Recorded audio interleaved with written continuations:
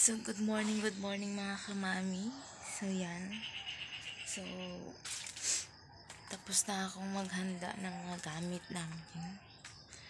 Liligo na lang ako ngayon.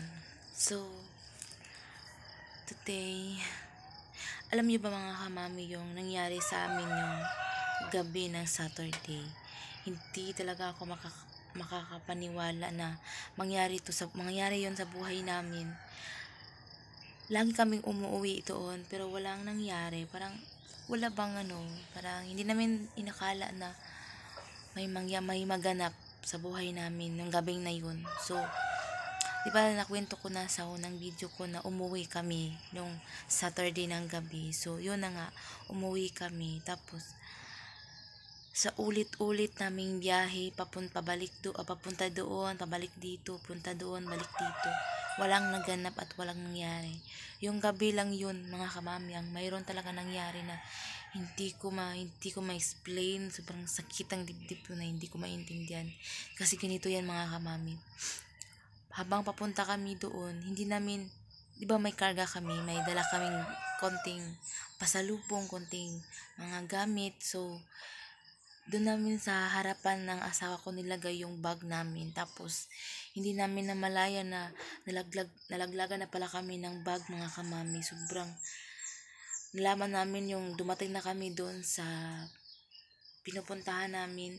Tapos, hinanap namin yung bag. Bakit wala yung bag dito sa harapan niya? Tapos, ayun, binalikan namin. Hindi talaga namin nakita mga kamami. Nandun yung uniform, lahat ng gamit niya sa trabaho.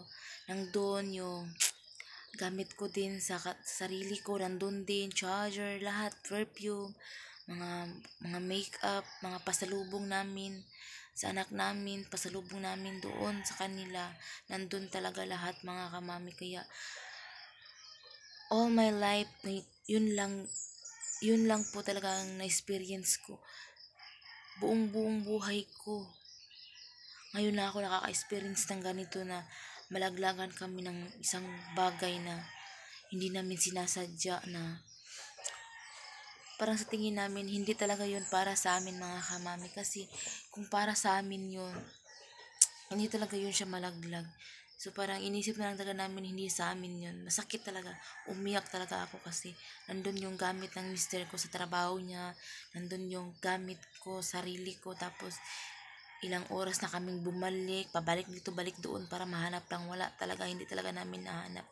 Tapos pinaradyo namin, hindi pa alam kung isuli ba yun o hindi. Pero sa tingin namin hindi na yun masusuli mga kamami. So yun talaga yung pinaka bad experience ko sa buong buhay ko. So yun ang aking experience, nga ayaw ko nang ulit ma-experience.